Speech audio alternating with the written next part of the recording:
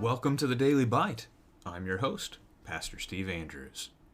Let's read today from Leviticus chapter 24. Yahweh spoke to Moses, saying, "Command the people of Israel to bring you pure oil from beaten olives for the lamp, that a light may be kept burning regularly. Outside the veil of the testimony, in the tent of meeting, Aaron shall arrange it from evening to morning before Yahweh regularly. It shall be a statute forever throughout your generations. He shall arrange the lamps on the lampstand of pure gold before Yahweh regularly. You shall take fine flour and bake 12 loaves from it. 2/10 of an ephah shall be in each loaf, and you shall set them in 2 piles, 6 in a pile on the table of pure gold before Yahweh. And you shall put pure frankincense on each pile, that it may go with the bread as a memorial portion, as a food offering to Yahweh. Every Sabbath day Aaron shall arrange it before Yahweh regularly. It is from the people of Israel as a covenant forever. And it shall be for Aaron and his sons, and they shall eat it in a holy place, since it is for him a most holy portion out of Yahweh's food offerings, a perpetual due." Now an Israelite woman's son, whose father was an Egyptian, went out among the people of Israel. And the Israelite woman's son and a man of Israel fought in the camp. And the Israelite woman's son blasphemed the name and cursed. Then they brought him to Moses. His mother's name was Shelomith, the daughter of Dibri of the tribe of Dan. And they put him in custody till the will of Yahweh should be clear to them. Then Yahweh spoke to Moses, saying, "Bring out of the camp the one who cursed, and let all who heard him lay their hands on his head.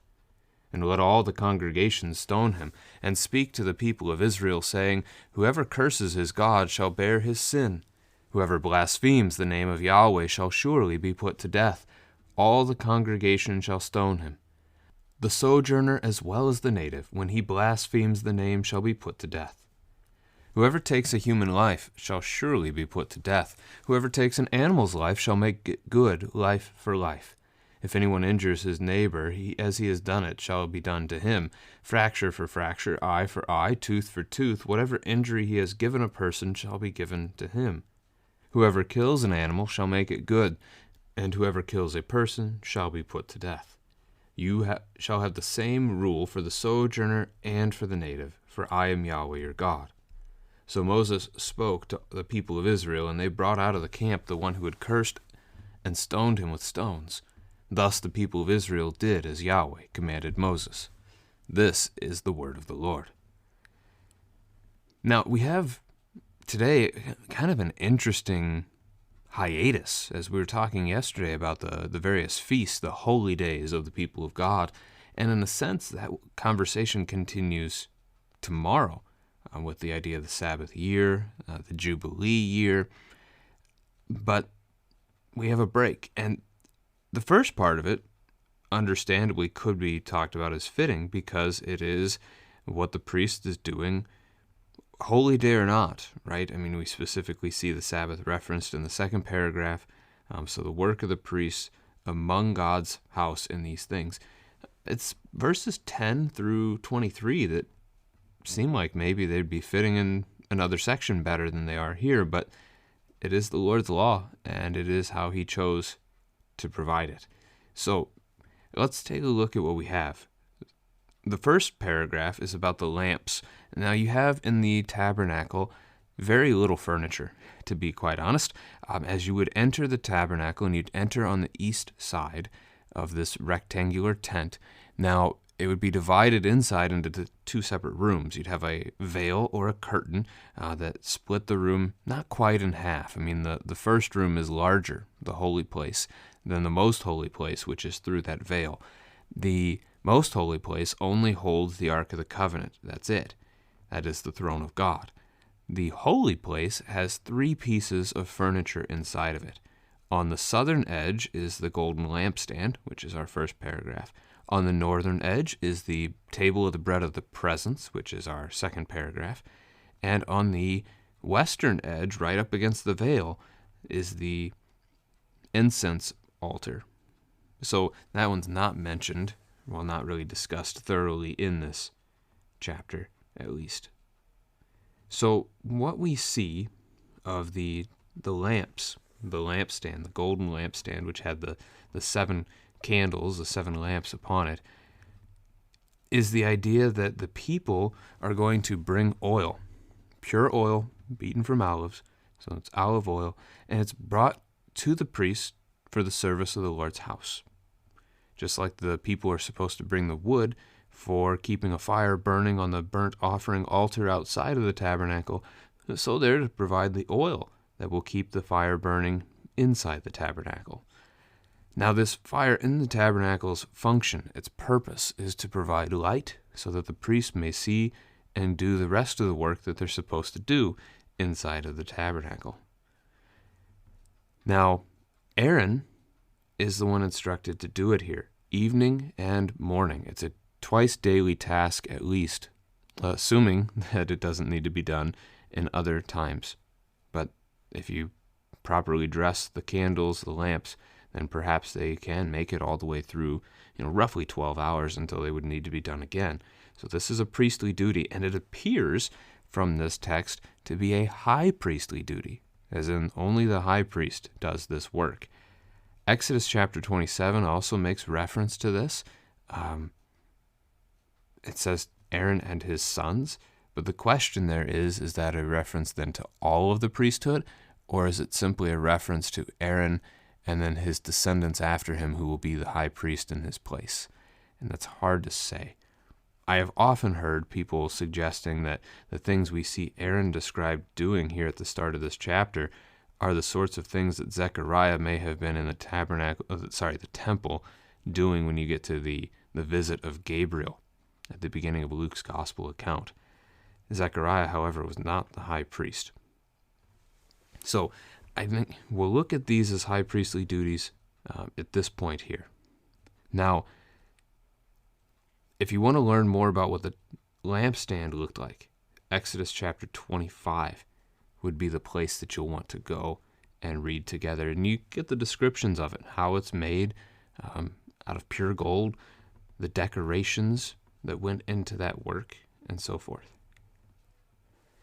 So we read the second paragraph, then we move on from the south side of the tent to the north side, to the table of the bread of the presence, and we learn that every week Aaron is to make bread. 12 loaves of bread, 4 liters of fine flour per loaf. Those are large loaves of bread, right? 2/10 of an ephah. And 12 of these things divided into 2 piles, 6 in each, with frankincense poured over each of these.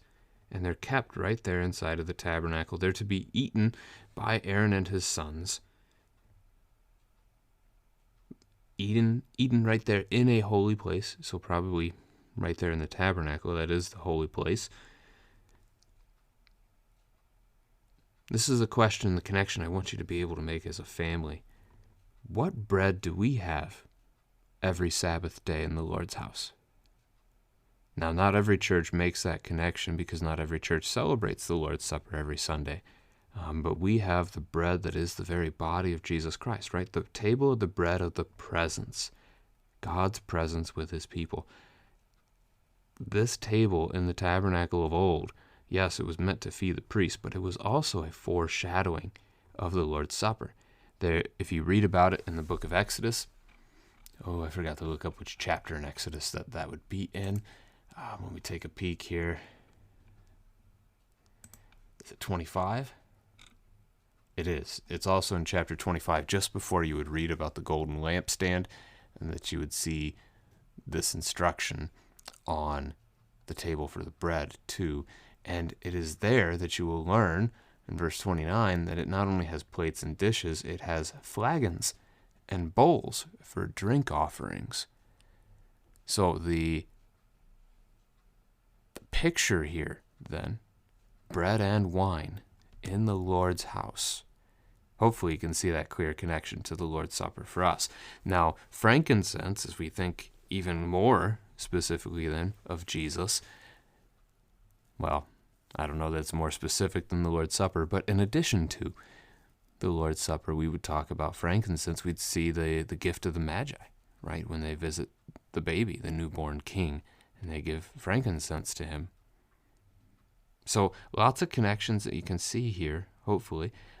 The baptism sacrament is also foreshadowed in the tabernacle, but just outside, as there's a basin in the courtyard that they use to wash with. All right, as we move then into the second half of the text, really the half that doesn't seem as fitting in the chronology of the book, but it's here, and it is the Lord's word, so it is good nonetheless. We read first about a case of blasphemy. So we have a man who is not technically an Israelite. He's born of an Israelite woman, but his father was an Egyptian. We're not told about that relationship, are we? Did this Israelite woman, her name is Shelomith, did she marry the Egyptian man while in Egypt? Because we do need to remember, they've just left Egypt. I mean, this is God speaking to Moses at Sinai and giving him all these things. So they haven't been out of Egypt for more than, days, at most months. So this is early stuff. So this man was born, well, it doesn't actually call him a man, does it? It calls him a son only. The word man refers in the text not to the son, but specifically to the one he was fighting with. In both paragraphs, stone him. Yeah, bears his sin. Interesting. So this could actually be a child that was in a fight with a man, or it could be a man. Maybe he's grown up.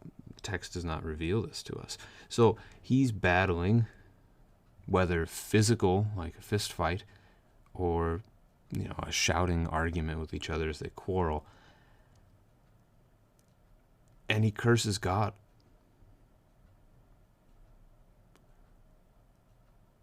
Maybe this is hard to envision. Perhaps taking a phrase like the D word in English.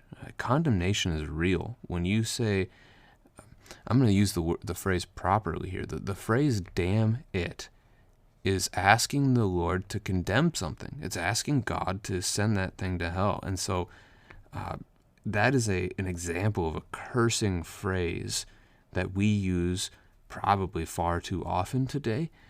Well, actually, even using it arguably might be far too often. But it's probably easier for us to remember hearing something like that than it is others. Blaspheming the name. Now, if we were simply to take phrases like, oh my God, or Jesus Christ, and the way people use those almost as swear phrases, then maybe we could see this pretty clearly and pretty quickly and all over the place. But what he actually said, not given to us. He blasphemes the name. He rejects the name of God. He speaks ill of it. He curses it in conversation, in quarrel.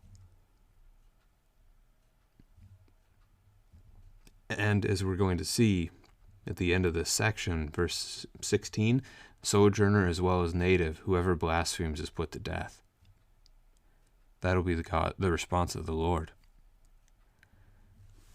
So it doesn't matter if he's an Egyptian or if he's an Israelite in that regard.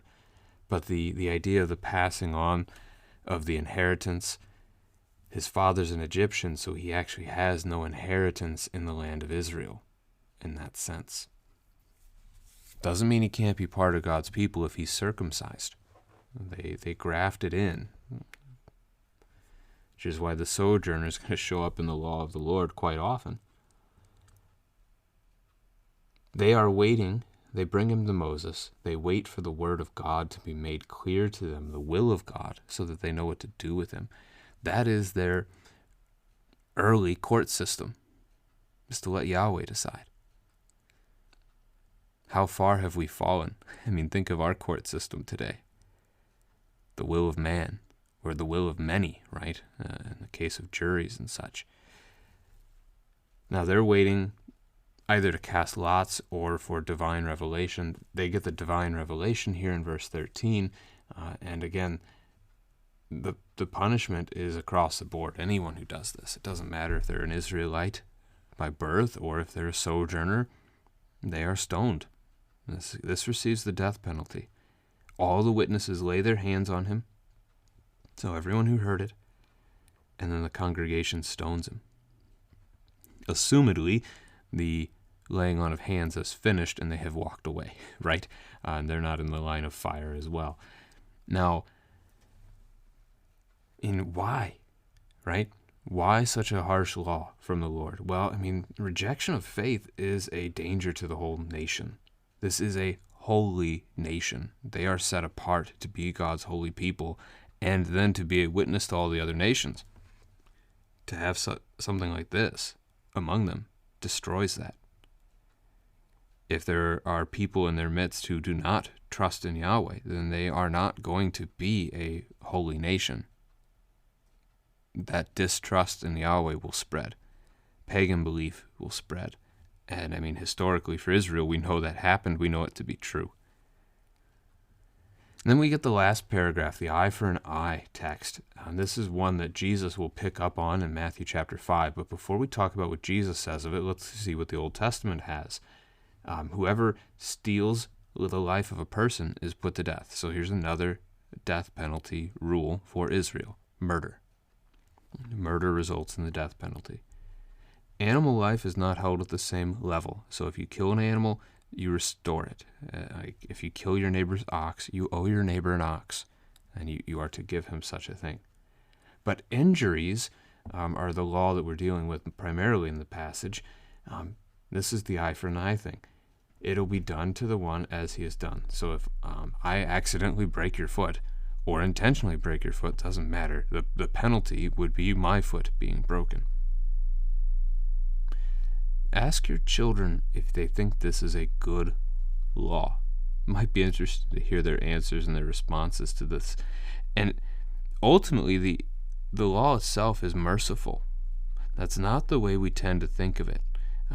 The point here is that you cannot go too far with your vengeance, with the attempt for justice.